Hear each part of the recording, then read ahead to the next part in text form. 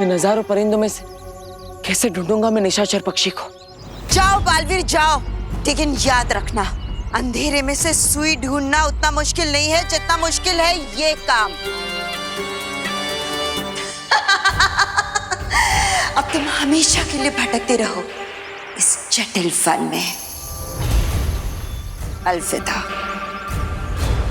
उस पक्षी में तिम्नासा की जान बसी हुई है।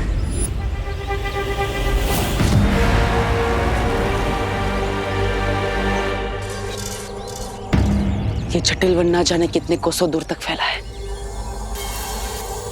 लेकिन निशाचर पक्षी जो इनमें से किसी भी परिंदे का पीछा करने से नहीं बल्कि मां का पीछा करने से मिलेगा।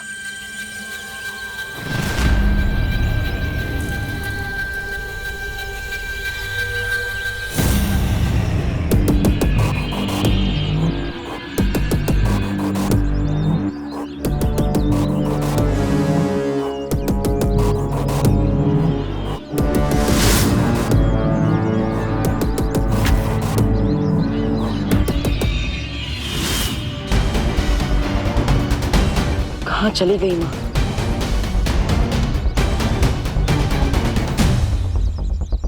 काम पूरा हो गया कालपरी?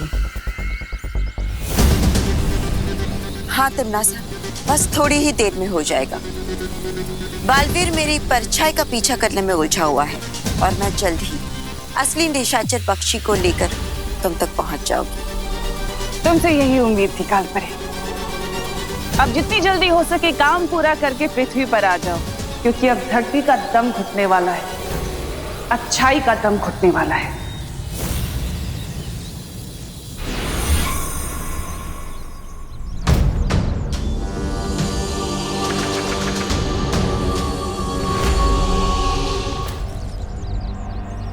रानी, ये कौन सी वो है? वो जड़ी? हाँ? ये काल वृक्ष की जड़ें हैं जद्दाली, जो बहुत ही जल्द इस पूरी दुनिया में फैलने वाली है।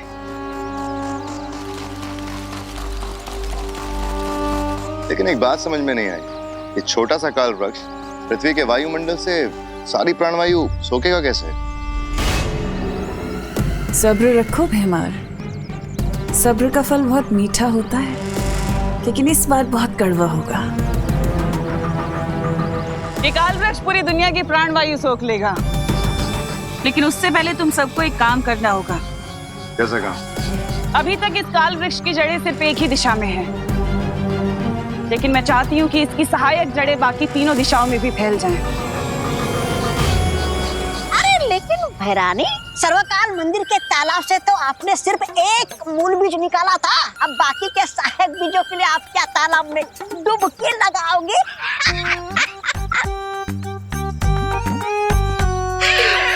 डुबकी लगाओगे? ऐसा मैं नहीं कह रहा हूँ कालुक।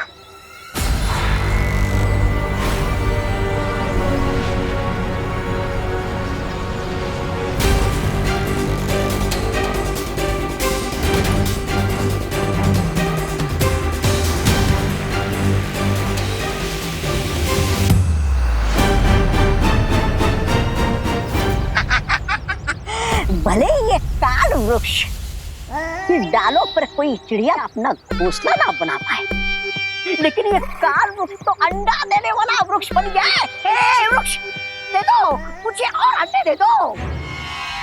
मैं चाहती हूँ कि अब तुम तीनों इन तीनों बीजों को बाकी तीनों दिशाओं में मिट्टी में मिला दो, ताकि वो जड़ें पूरी धरती में फैल जाए।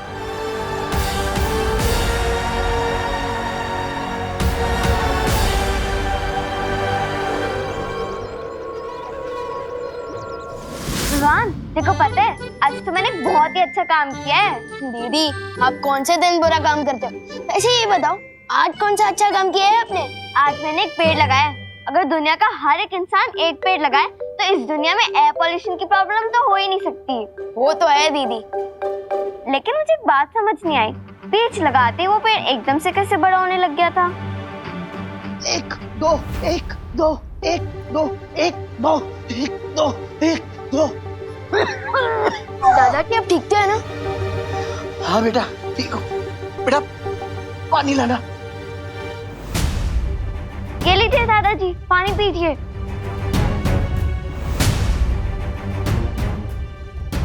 आराम से दादाजी। अब थोड़ा अच्छा लग रहा है बेटा। बेटा जब पुरानी कार को तेजी से चलाओ ना तो इंजन से आवाज आती रहती है, बस वही मेरे साथ हो रहा है बेटा। पुरानी कार और आप दादाजी, आप तो अभी भी रेसिंग कार है। मैं थोड़ा अनुलोम विलोम कर लूंगा ना, ठीक हो जाएगा।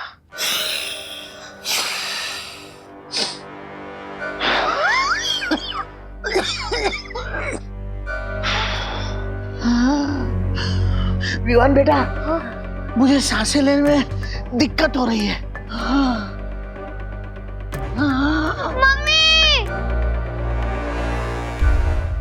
मम्मी शायद घर पे नहीं है, मैं डॉक्टर अंकल को फोन करता हूँ। संभाल के दादाजी।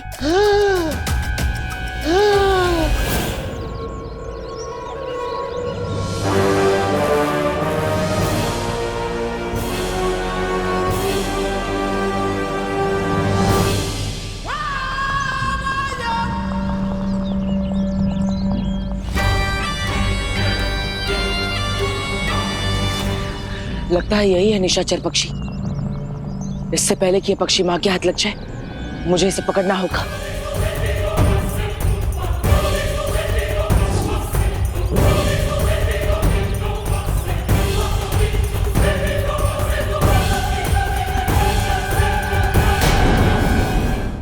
बालवीर, तुम मेरा पीछा कर रहे थे?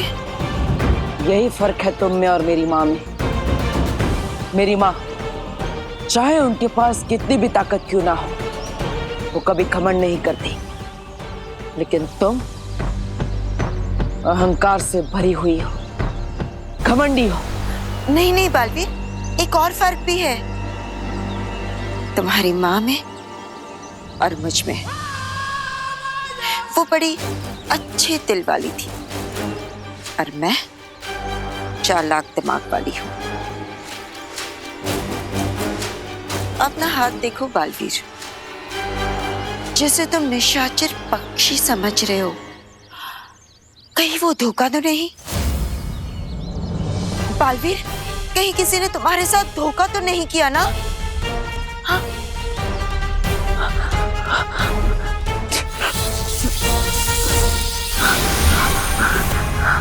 क्या हुआ?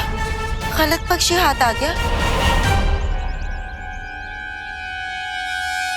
इस जटिल वन का एक दस्तूर है, एक गलत फैसला आपको कड़ी सजा दिला सकता है।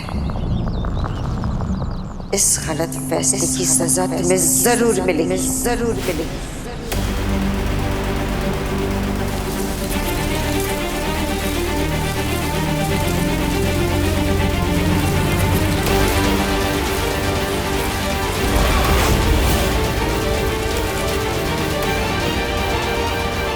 नहीं माँ,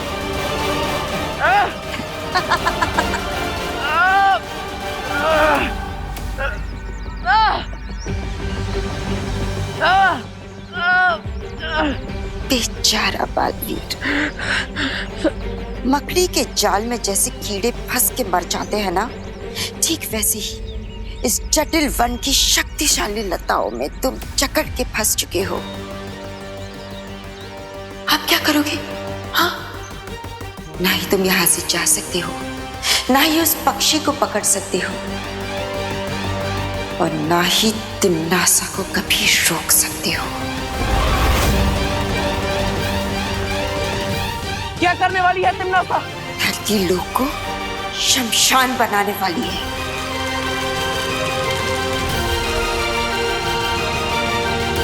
अब तुम क्या करोगे बालवीर? और मैं जा रही हूं उस निशाचर पक्षी को पकड़ने।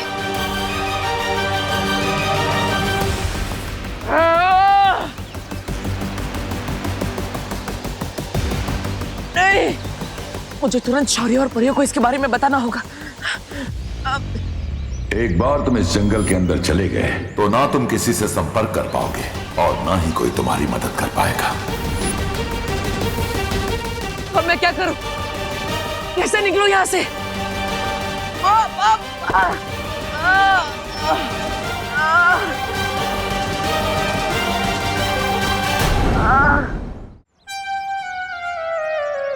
हेलो बच्चों,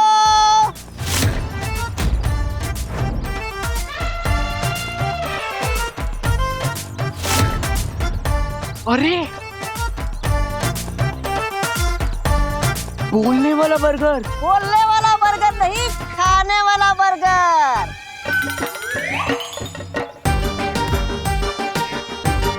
बोल तो मैं रहा हूँ, खाना चाहोगे ये बर्गर? वैसे तो मम्मी ने कहा है किसी भी अनजान लोगों से खाने पीने की चीज नहीं लेनी चाहिए। है? लेकिन चिंटी, इसी चक्कर में कितनी सारी चीजें रोज वेस्ट हो जाती है। चॉकलेट, टॉफी, हाँ, पिज्जा, और हमें खाना वेस्ट करना बिल्कुल पसंद नहीं। वाह वाह, कितने नेक बच्चे हो तुम दोनों। आओ आओ, इस बर्गर को वेस्ट होने से बचा लो और इसे खाकर पचा लो। आओ आओ। रुको रुको भैया, क्या हुआ? आप हमसे खाने के बाद पैसे तो नहीं मांगोगे ना? नहीं नहीं, ये बिल्कुल फ्री है। फ्री? हाँ, तुम दोनों के लिए है। आओ आओ आओ, लेकिन इससे पहले तुम्हें मेरा एक नेक काम करना होगा। कैसा नेक काम? जरा जरा इसे पकड़ना तो आराम से। नेक काम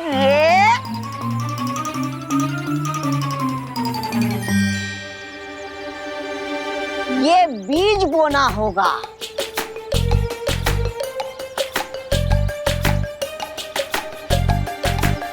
बीज बोना होगा? हाँ, आओ आओ, मेरे पीछे आओ। आओ।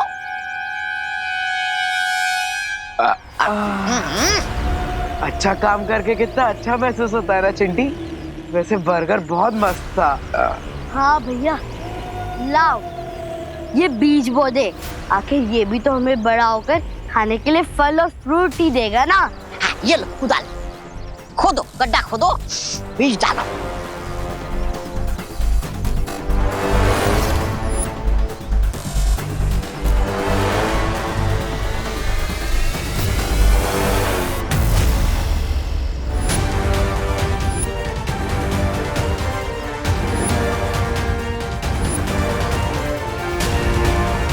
Thank you.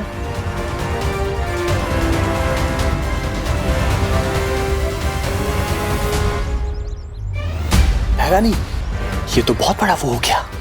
वो काम। ये लीजिए। हो गया। शाबाश।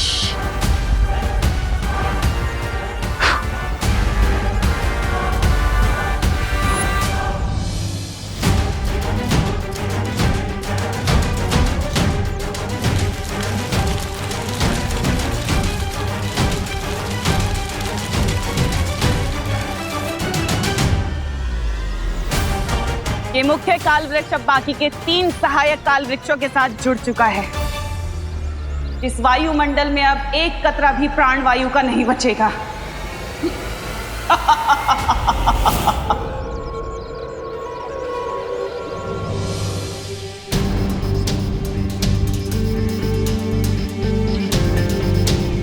अरे पापा जी, क्या हुआ आपको? लगता है अब इन्हें अस्थमा की शिकायत शुरू हो रही है।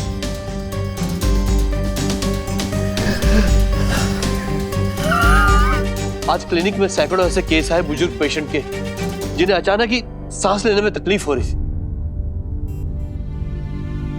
आप कहाँ जवान हो डॉक्टर? डॉक्टर सिंह, आपकी भी तो उम्र हो चली है। एक ही दिन में सैकड़ों केस। दादाजी संभल के। मुझे भी सांस लेने में प्रॉब्लम हो रही है, पता नहीं क्यों। डॉक्टर साहब, आप दोनों आराम कीजिए, मैं पानी लाती हूँ। ला रही हूँ पानी। और इसका कारण है लगातार कटते हुए पेड़। हमें उन आंटी को ढूंढकर और बीज लगाने चाहिए। अब किस आंटी की बात करी हो दीदी? अरे वही आंटी जिनके साथ मिलकर मैंने हवा को साफ करने वाला बीज बोया था। अब कमाल की बात तो ये है कि एक ही मिनट में वो बीज पौधा बन गया था। दीदी आप किस आंटी की बात कर रही हो? मम्मी की कोई दोस्त थी और उनके साथ एक छोटा लड़का भी था, बहुत ही मजाकिया किस्म का था। कहीं वो दोनों दमनाश और तौबा तौबा तो नहीं थी? दीदी आपने वो बीज कहाँ लगाया था? ग्रीन गार्डन में। क्यों? अरे विवान क्या वो बता तो सही।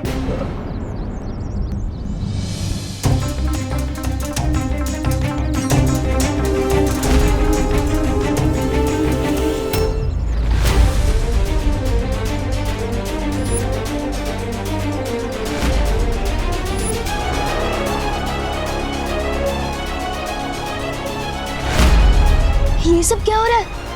इन सबको सांस लेने में तकलीफ क्यों हो रही है? कहीं दमनासा ने हवा में कोई जहर तो नहीं मिला दिया? मुझे परी और पार्टनर से मिलना चाहिए। मैं हार नहीं मान सकता। मुझे जल्दी इस निशाचर पक्षी को ढूंढना होगा। पता नहीं तिमना सब क्या करने वाली है।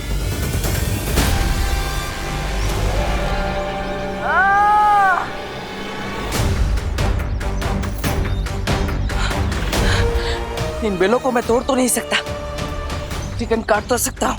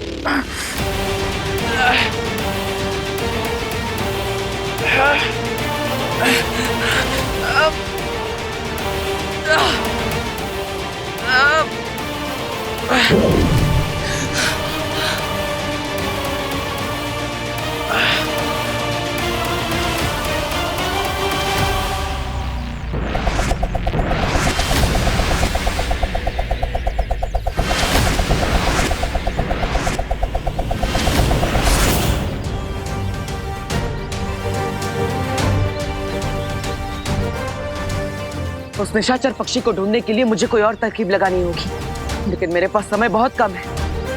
मुझे तो ये भी नहीं पता कि तिमना सा पृथ्वी लोक पर कौन सी नई चाल चल रही है, और विवान और परिया उसका सामना कैसे करेंगे। हवा में जहर नहीं मिलाया तिमनासा ने, लेकिन हवा में प्राण वायु की मात्रा बहुत तेजी से कम होती जा रही है विवान। मुझे लगता है कि ये सब उस बीज की वजह से हो रहा है जो दमनासा ने दीदी को ग्रीन गार्डन में लगाने दिया था। बीज? कौन सा बीज विवान? दीदी बता रही थी कि कुछ ही मिनट में उस बीज से पौधा निकल आया था। फिर तो हमें तुरंत जाकर उस बीज को देखना चाहिए। हाँ। हमें देरी नहीं करनी चाहिए। विवान तुम चलो हमारे साथ। हाँ।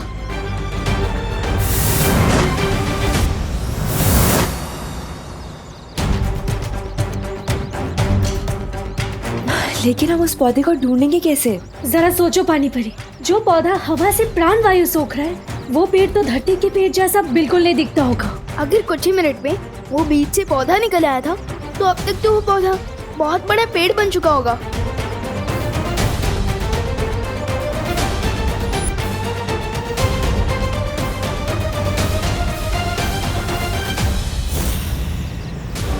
विवान ये एक पेड़ नहीं, ऐसे बहुत सारे पेड़ है यहाँ। और ये देखो, और ये सारे पेड़ बाकी पेड़ों से एकदम अलग है।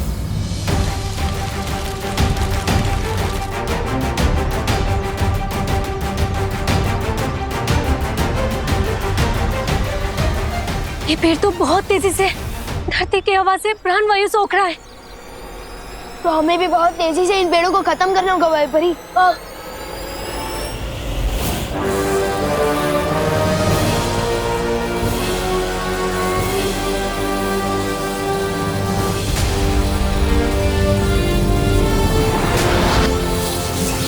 यस।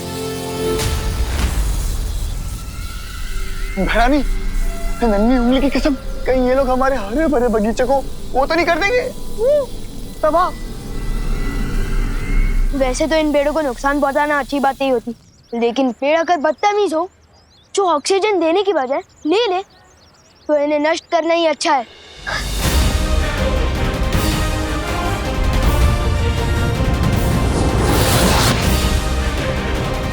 हमें जल्दी से जल्दी इन सभी पेड़ों को नष्ट कर देना चाहिए।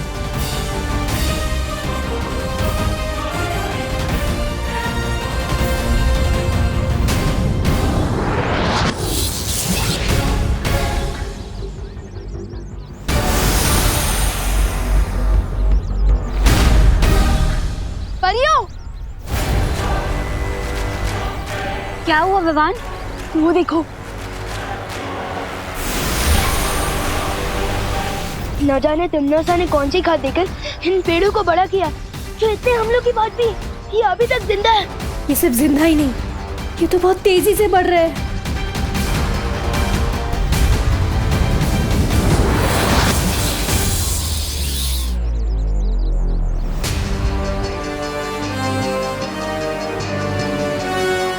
लेकिन ये कैसे हो सकता है?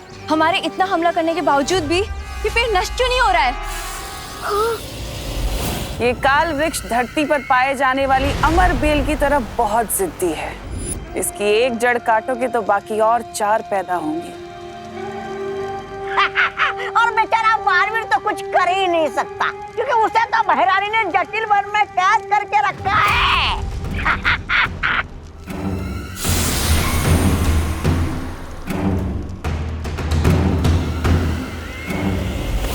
अच्छाई से भरी ये पृथ्वी अब बहुत ही जल्द लाशों से भरी होगी।